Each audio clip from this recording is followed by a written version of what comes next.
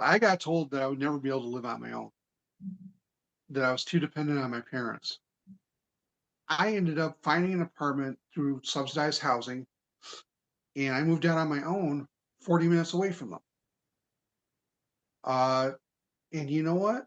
People thought I couldn't do it. I had people telling me, I had counselors telling me, you're not going to be able to live on your own. You know what? I managed my money decently enough. I managed my life decently enough with a little bit of assistance here and there. Uh, and that's just the downside of the challenges I have. But you make do, you learn, you sink or swim. Are you walking through a storm that feels like it will never end? Do you wonder if life's storms have stolen the beauty from your life for good? You're in the right place. My name is Heather, and like you, I've been through a storm or two and wondered if life would ever be beautiful again. Here we share warriors' words, stories of discovering beauty after battles, and the worth in your wounds. Pick up your sword or boxing gloves and join the battle. Your words are powerful, my friends. Make them warrior words. Welcome, warriors. For the last 26 years, John Kraemer has been building and displaying his annual Lego Church Project, showing that no matter what challenge or disability you face, God can still use your talents. The massive Lego builds inspire and give hope to those who face challenges in their daily lives. Now, before we hear from John, have you heard about the nonprofit I'm starting? It aligns perfectly with what John is talking about today. Please check out Ko-fi.com, and that's ko-fi.com/warrior words for all the details. Now, grab a tissue and join John and me as he shares about the challenges he faces on a daily basis and the unique way he has chosen to use his gifts to glorify God. Let's rock. Well, welcome back, everyone. We are blessed to have John Kraemer here with us today. How are you today, John? I'm not doing too bad. Thank you for having me. Yeah, I appreciate you coming on and sharing your story with us. And now, as I told you before we hit record, we've talked a little bit about chronic illness on the show before, but never one that started with birth, basically. So if you could share with us a little bit about your story and, what life has been like for you. Well, growing up, I always knew that I had some kind of a challenge. I went through a battery of tests over the years because of learning disabilities. I had a hard time in school. I had to have extra assistance here and there to help me navigate life. It wasn't until we started going through the process of getting onto the government programs like SSI, where they needed a concrete diagnosis as to what was going on. And I was a late diagnosis of cerebral palsy, albeit a mild form of it. And by mild form, I mean that I'm still mostly functional. I'm still able to move around. I'm still able to live mostly independent with proper support. I can make my own decisions in most cases. I handle my own finances, but learning was very difficult for me. Mobility can be an issue sometimes, especially as I've gotten older. Some of the neurological issues become a little bit more pronounced, especially when I'm trying to walk around a bit. I can walk to a degree, but if I get worked up, if my anxiety gets out of control, I got to be careful because then I'm starting to run a risk of falling, which isn't helpful at all. No, no, definitely not, because then that leads to further injuries and Oh, yes. more And I've fallen a lot of challenges. times. I've fallen way too many times to count. Oh no. Oh, So yes. so we've talked a little bit about how challenging some of these programs can be. Was it a challenge then to get that diagnosis? Actually, it was kind of funny. The neurologist had me walk, And 5 minutes later, he said, "You got cerebral palsy." So not much of a challenge. No, no, Yeah. it kind of stunned us actually. My dad at that time was a social worker, and he had a lot of insight into even getting me this kind of testing to begin with. Mhm. Because growing up, I did a lot of tests to see where I was at with delays and stuff, and especially with the learning. The learning became quite complicated. I mean, I made it through school in mostly regular ed classes, but still, it took a long time for me to process things. Took a long time for me to learn things properly. Let's just say that my handwriting is, even to this day, is worse than a typical doctor's scribble. Not even a doctor could decipher it. And which also kind of added to the complication of like if you had to take notes for classes, I couldn't do Yeah. it because I could take notes all I wanted. Never wouldn't be able to read them. Right, yes. Yes, and nowadays though, at least they're allowing students to bring iPads or other tablets and to help them take notes, or even, gosh, now probably they're probably using AI note takers and things to help people with Oh, those writing challenges. well, back in the day, back in even sixth grade, I was trying to use a typewriter. Okay. I when I went into middle school, they normally seventh grade, they normally don't give typing out until like eighth or ninth grade. And I was seventh grade learning how to type. Teacher thought I was nuts, but then once my people that were in my corner kind of spoke up, saying no, he needed this, Mhm. and it served me well because I'm able to type. I'm able to work decently enough that I can write my own articles and stuff. But yeah, that was the only way I got through school because my handwriting was so atrocious. Like teacher would have to, Yeah. once the personal computers came out on the market, printers and stuff, yeah, that made a world of difference for me to be able to get my assignments done. Yeah, and I think you bring up a good point about how it's important. You said that people who were in your corner, it's important to have that support and have those people who will, you know, stick up for you and say, no, he needs this. And this is Advocate, yeah, advocate. That's the word. Exactly. advocate. Yes. I was very blessed through that because I did have my parents. They were very active in helping me get through life.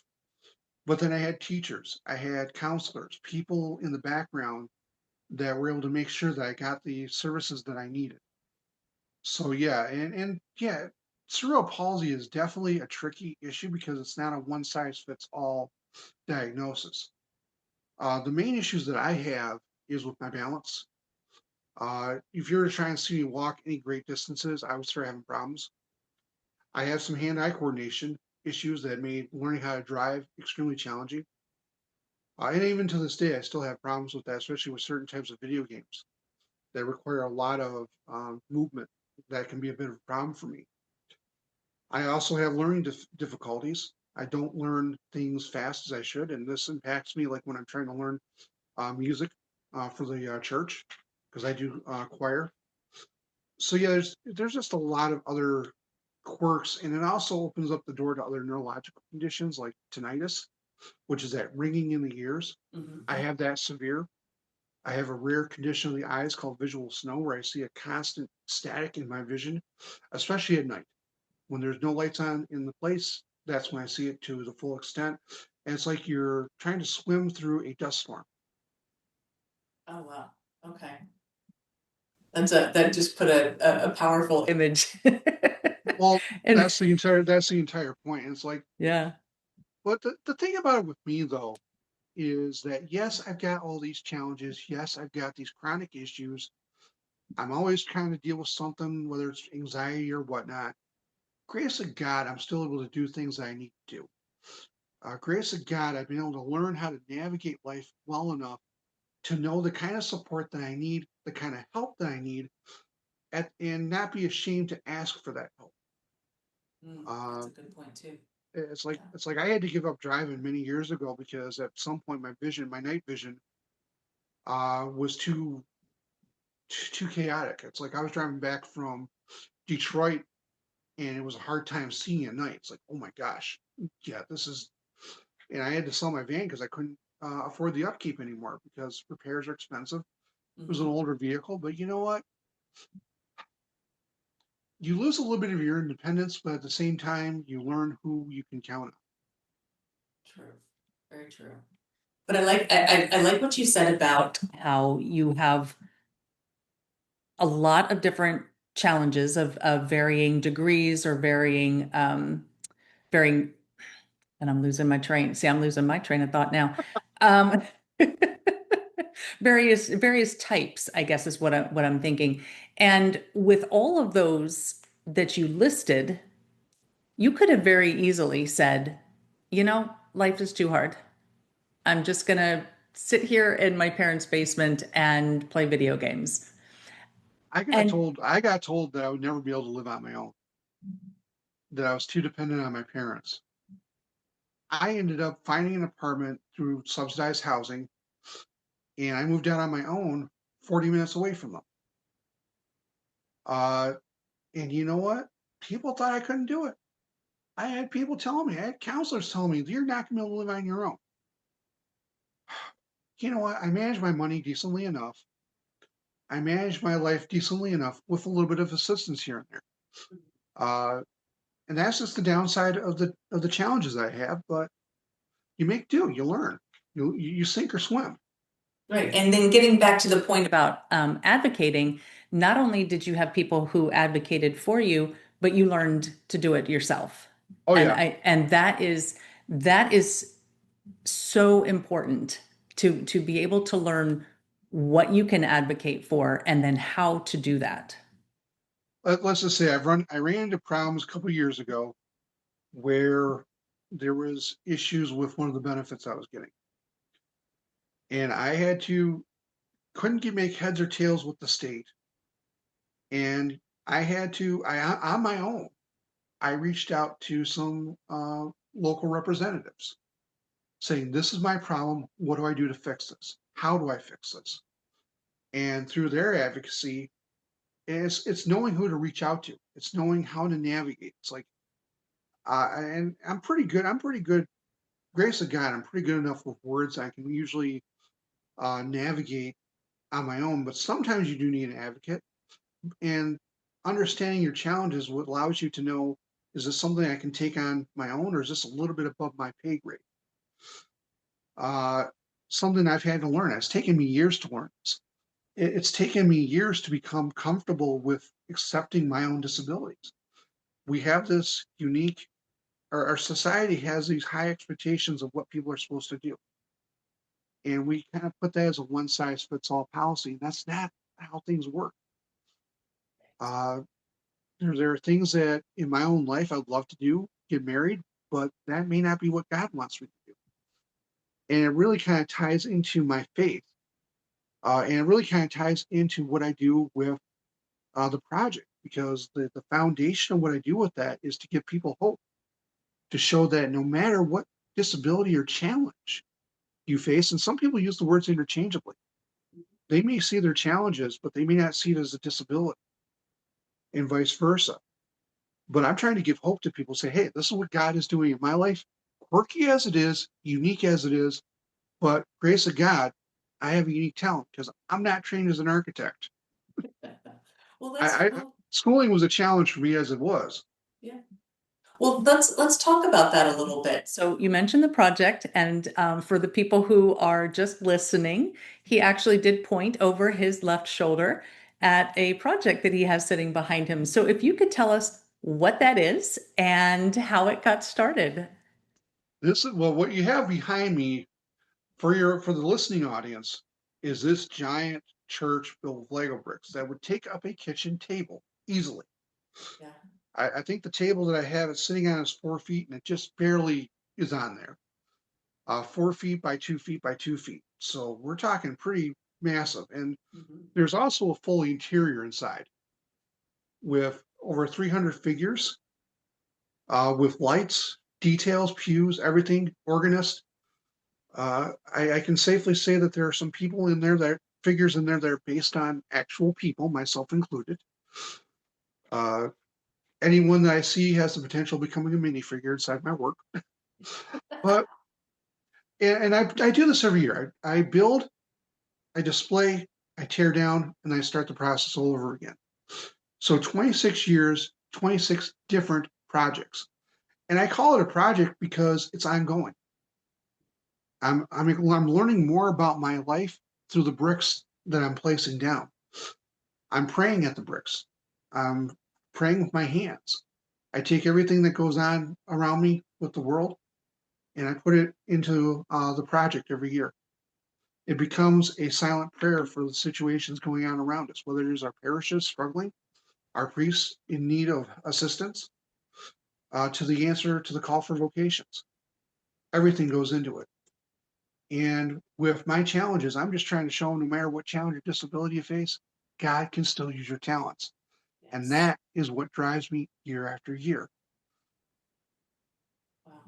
And for those who can't see it, I am going to recommend that you, after you're done listening, come over to YouTube and take a look at this masterpiece sitting behind John right now. So how did you get started with something like this? Since you just said you're not an architect and yet you are building and designing these beautiful, massive churches. Well, it kind of started when I was a kid. My friends were building spaceships, and I wasn't good at building spaceships. I loved Lego, and so you'd have these small, tiny uh, buildings, and they kind of started to morph together, and it slowly started turning into a church. Now, what turned this into from a childhood fantasy of mine, and part of it is because we used to live in the original rectory for St. Helens Parish in Saginaw, and we were a part of the church all the time. I was an altar server. I did choir for a little bit. My parents were active in ministry. So that was the foundation of our family. And that's kind of where the ideas of the church is kind of built up. And it started becoming more and more prominent around Christmas time. That's when I started building them. What turned it from that into this ministry is I started doing my first public display. I took this out in public. I had never done this before, really, where people got to come in and actually see what I was doing.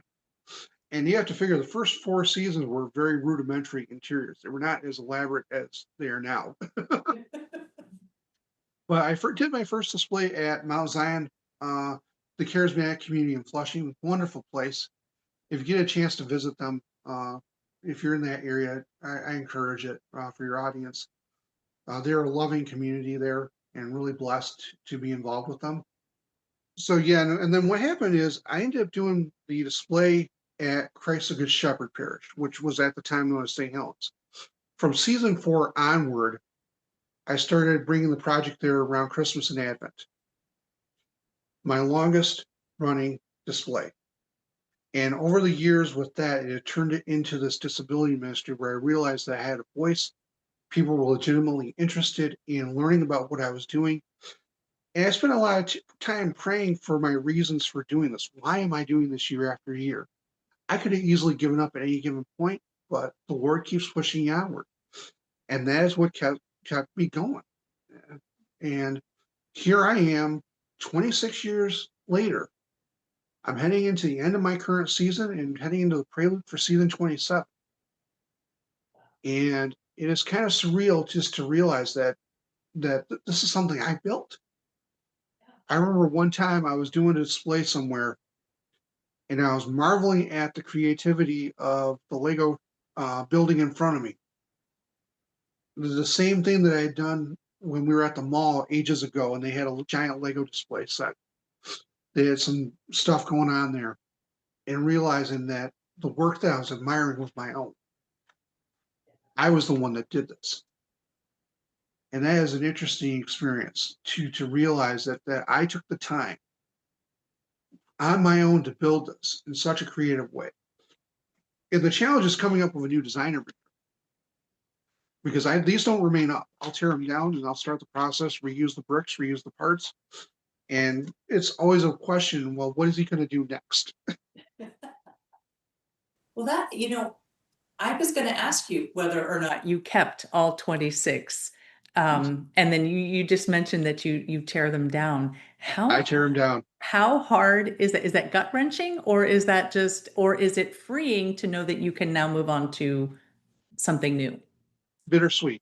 Bittersweet, yes. Bittersweet because it is the end of one season, but it's also the prelude to the next one. And a lot of prayer goes into that. My work is prayer. And through my work, my life has become focused on prayer. And that's how I also navigate the challenges that I have through prayer. I am a very, very spiritual Catholic. And that's partially by necessity because I have to navigate this very difficult world. The world is not friendly to those with disabilities, especially invisible disabilities, which is what I fall into. When you look inside my project, you will see the entire parish, almost all the main floor filled with people. And even the balcony is slowly reaching that point where every seat's going to be filled. But you'll also see people in there that have actual disability. You'll see people in wheelchairs. You'll see people with service animals, power chairs like Amigos. You'll see a lot of that. I've got figures in there that have hearing aids now or hearing implants. I've got a sign language interpreter inside the project at the suggestion of someone else. Yeah, I include a lot of people with disabilities inside my work because I want people to be visible. I want people to have a place in our church. And inside that project, there's also people with invisible disabilities. I have my own figure is sitting up in the choir loft right now to represent who I am, to represent the invisible, the people that have autism, the people that have other challenges that they may not consider as a disability, but there's chronic issues. People like who are fighting cancer. I know a couple people that have been fighting cancer for many years. There's always someone going on inside the church that we don't know their story. We don't know what's going on with them. There are silent struggles. I know that certainly had my moments where I've come to Mass in a less than ideal state, severe anxiety attack for whatever reason. I'm very open about what I face because I want people to learn. I want people to know that, yeah, we've got our challenges, but God gives us some amazing gifts. He gives us some amazing talents that we can put towards the kingdom, difficult as it can be at times. I don't know if you noticed, but I was tearing up as you were talking about that. Um, my son is on the autism spectrum. And his, they characterized, at least initially, they characterized autism with having some sort of obsession, something that they constantly think about or constantly do. And I ended up buying him his first Lego set, which happened to be rockets. Happened to be the space. It was, no, you know what it was? It was the Mars space thing. There was, 10 different sets, and I ended up buying him one of those for his 7th birthday, or maybe it was his 6th. Anyway, and he's never looked back.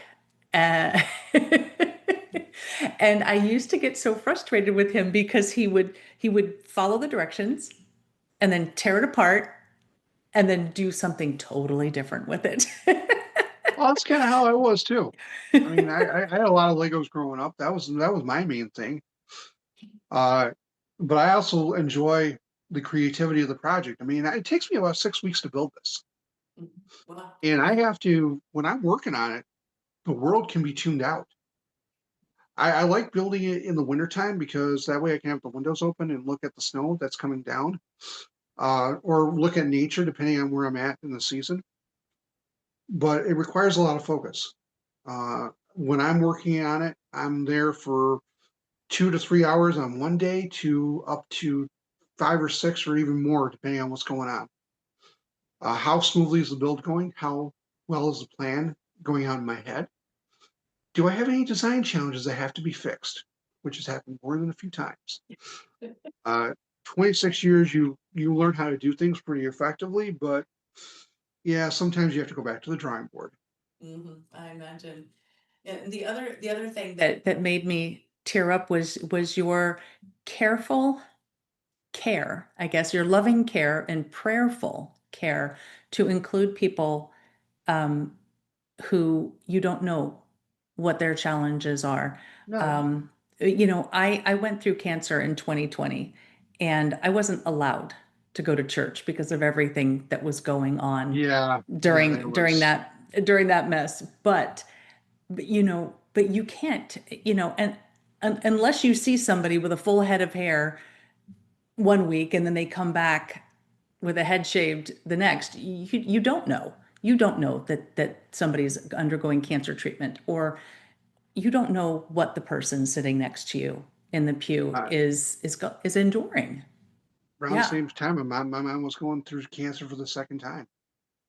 She's going through it now, and the medications are challenging to work with.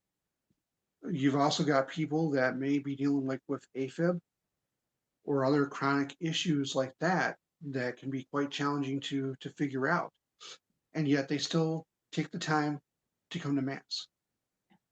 There may be someone who's dealing with a severe anxiety attack that day. They may not be mentally in the right place to come to mass, but they come because they know that's the most important place for them to be. And I say this firsthand experience. I say this as someone who has come to mass in this full core panic attack mode. I fight through it. Not easy, trying to pray through gritted teeth sometimes, but hey, grace of God. And that's kind of that's the entire thing with me is I love taking part in the mass. I pray for more people to come to the mass, no matter where they're at in life, no matter what challenge they're facing. This is the most important place to be. Uh, we have in our parish we have a young boy or young man who has autism himself. His parents bring him. We've got another couple of people that have more severe disability. They show up. The church for me should be a welcoming community, and we should always try and find out ways that we can assist people. You don't know what someone's facing with or how that challenge impacts them until you actually talk to them, Exactly. until you actually get to know them. If you were to look at me, other than being maybe a little bit on the hyperactive side, and maybe if you notice my walking a little bit, you wouldn't know that I had any kind of challenges. And I've done displays where I started talking about my work, and I tell them, "Oh yeah, I got malformed cerebral palsy." There's a look of shock on their face. What? That's impossible. You don't look like you have a disability. Disability does not have obvious things. Exactly. Yes. And uh, I think that we need to Be more open to the fact that we just don't know. We just don't No, we know. don't.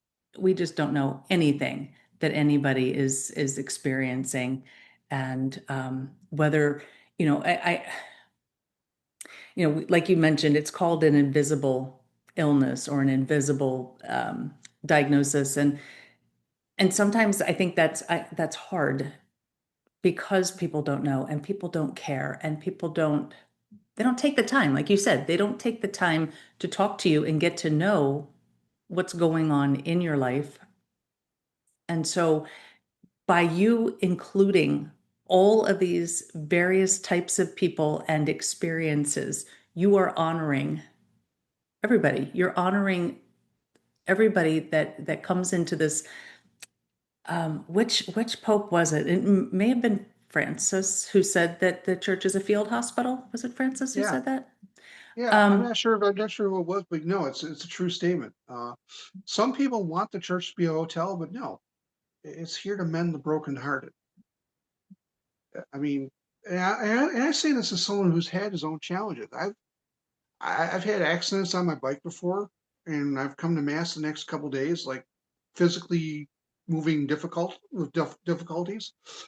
I've had days where my balance is shot to heck, and I couldn't take part in something I wanted to take part in because it was not safe for me to do so. But you know what though? I don't let it bother me as much. I just try and navigate as best I can. And it's important for people to understand that yes, we have disabilities, yes, we have our challenges, but we have a lot of heart, we have a lot of soul, and we have a lot to offer society. If someone can look at my work and gain some kind of hope, then I've done my job. If someone can see what I'm doing here, then all the struggles that I have with the project, with the building of it, because I'm testing the limits of the medium, I'm testing the limits of my endurance and anxiety. for the challenges I have in trying to find parishes willing to bring me out because I don't drive, then it's all worth it. Even for if I can reach one person, then it's worth it. That's what keeps me going. To know that I'm doing the Lord's work. And you are, and you definitely Definitely are giving that hope, and even giving that you're giving that space to people and allowing them to be seen. And by seeing themselves in the figures that you put in your churches, they can feel like they're seen, they're heard, they're valued, that they're wanted in a church. Well, and a lot of it, what it comes down to is this is stuff that I've seen with my own eyes. The power chair, the first power chair I ever built for the project back in, I think, 2018, which would have been season 19, I believe, if memory serves me right. That was based on someone that actually showed up to our parish. I'm seeing them I'm seeing her with her mother, and wondering, and I was sitting with the choir at the time, and I'm wondering, could I build my own power chair out of Lego? Could I actually do it? Because that was right around the same time that Lego was announcing that they're releasing wheelchairs. And that was one of the first things I got my hands on too. When the wheelchairs came out, I got my hands on a couple of them. Uh, and so yeah, I include a lot of that stuff in there because it's stuff I've seen. Uh, the service animals came out because there was a person over at All Saints who's got a service animal, a big German Shepherd, friendliest thing, yeah. quiet, but the gentleman needs him for whatever reason. I don't ask questions. That's not my place. But if he's got the animal had a vest on, then that means that there was reason. Exactly. Exactly. So yeah, and I've also got a young girl in a wheelchair with her grandmother sitting next to her. That was something that was inspired by something I saw on social media. One of the people that was posting, they posted a drawing of a grandmother with a young girl in a wheelchair. It's like I'm going to transform that into a Lego. I do that. I put people in there that I've seen. Our choir is in there. Our small little choir is in minifigure form in my project, and they know about it too.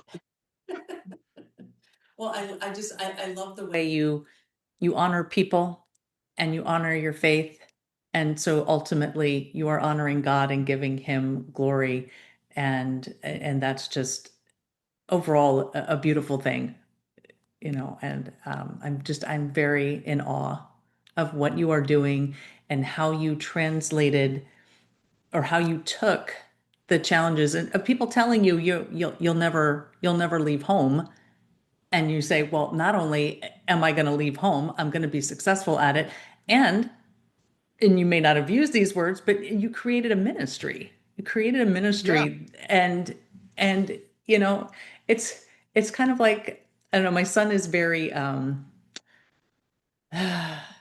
I don't know. He likes to challenge things. So if somebody says you can't do something, he says, "Oh yeah." well, um, you have to figure with me though. I'm kind of that kind of same vein. Back when I was a lot heavier, I had a two-wheel single speed bike, and at that time I was pushing 450 pounds. The bike was rated over about 200 pounds, and I'd take that thing 7 or 8 miles, if not farther. Broke the crankshaft a couple times, scary times indeed. I I, imagine. I, I've, especially when you're going full speed and you end up in partially in the road, Yes. uh, on a busy road.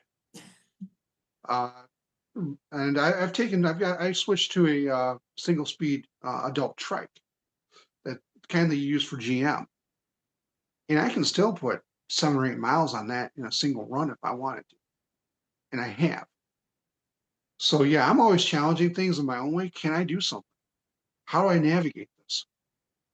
No matter what I face, God is with me. That's the entire takeaway for me, is that God is with me, Yes. even in the struggles that I have, especially when it comes with this project. Because you tell people, "Oh yeah, I want to take this out to a parish." What exactly are you doing?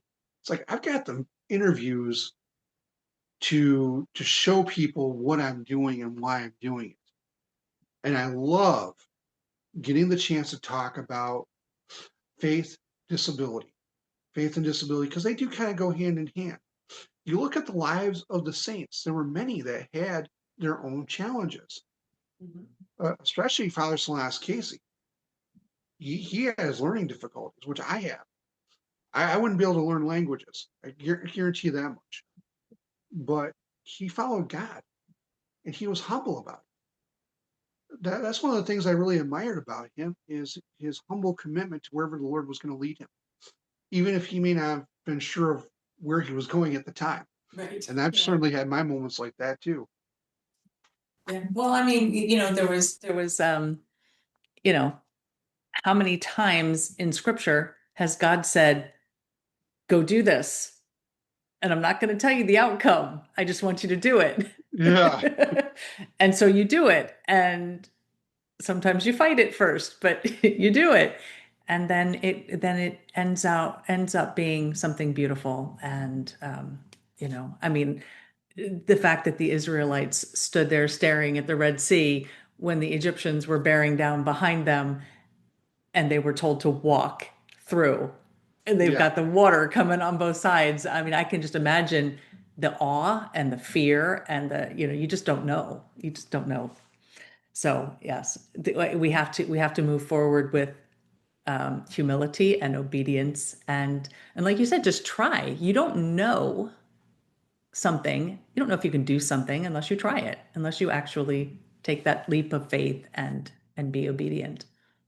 Oh yeah, it can be challenging, especially when I'm trying to build this behind me. I mean, this build went by pretty smoothly, but there's sometimes where things just did not want to come together and requires a little bit more creative persuasion to get pieces lined up correctly. Uh, but I love it. I love the challenge of it. It gives me something to motivate myself and to see where the Lord will take me. Even if I can't see the roadmap ahead of me, I know that God will give me wisdom where it is needed. And that's the entire important thing of it. And I've been able to transform this. If you were to tell me 26 years ago, this is what I'd be known for, I'm not sure I'd believe you, but I'm thankful for it. Yes. I am thankful because it allows me to talk. It allows me to share what's going on and what the Lord is doing in my life, which is a very important part of who I am. I'm a very prayerful person. And the project has allowed me to do that. One of the it was so funny because like when I first realized that this was turning into what it is, I mean, like many people, I'm like, I'm not fully sure what's going to happen, but here I am. Here I am, Lord. And I've had a chance to visit some amazing places over the years.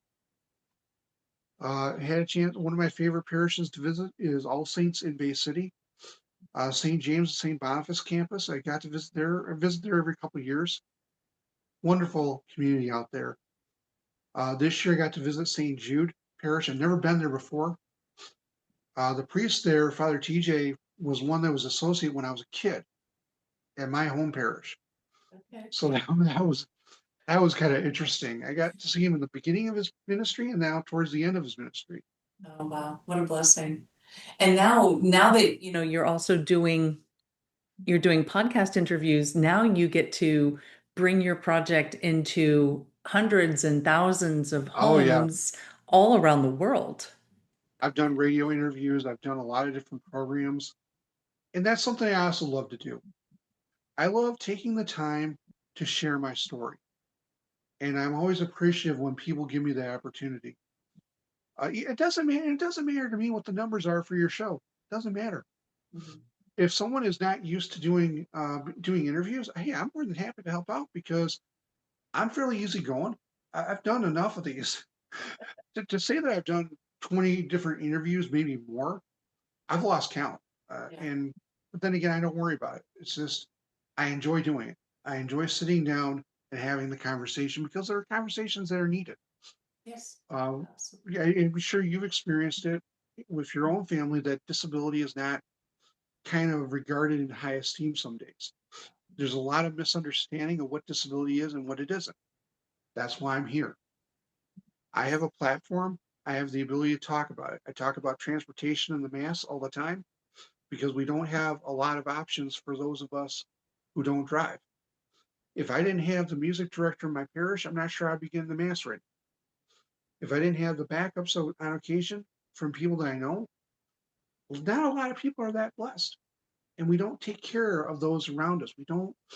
We spend a lot of time focusing on what we see as wrong in the church, but we don't take the time to see how we can help our communities and how to transform our parishes into true communities as what was intended of the early church, where our needs were taken care of and people's needs were met.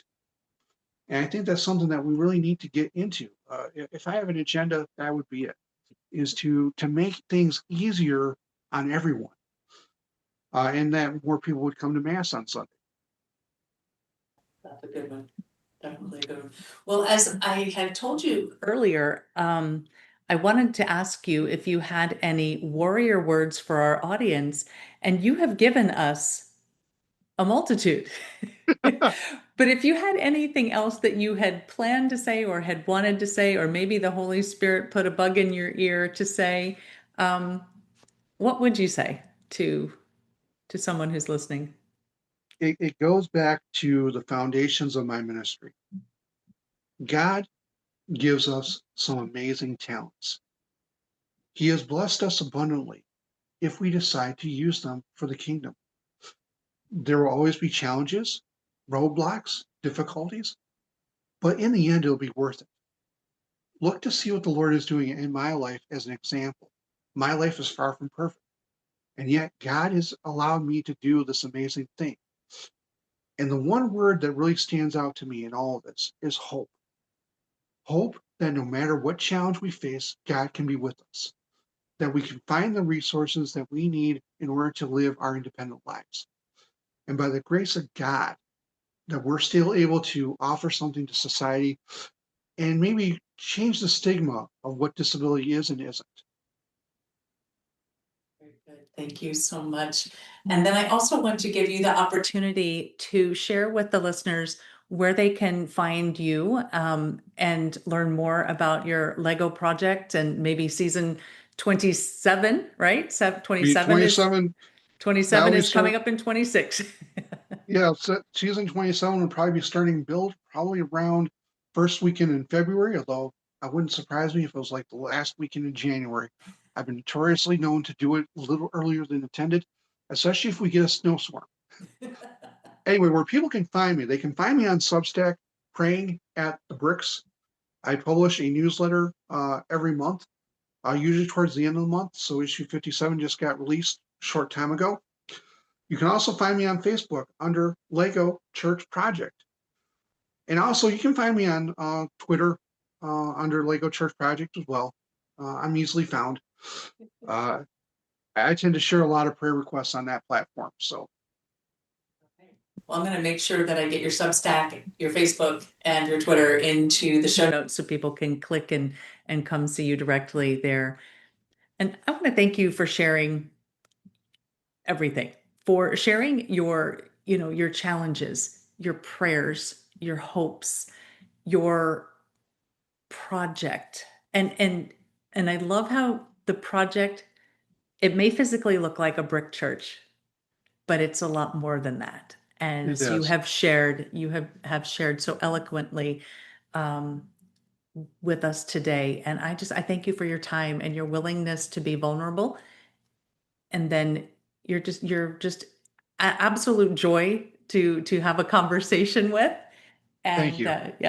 yeah, it has been it's been a blast and a blessing. Thank you so much. Thank you for allowing me to come on, and thank you for allowing me the opportunity to share this ministry with everyone. Well, I hope people will come and Take a look at your Substack and see the great things that you're doing. So, all right. Well, thank you very much, John. Thank you. Hope. I call my episodes Stories of Hope for a reason.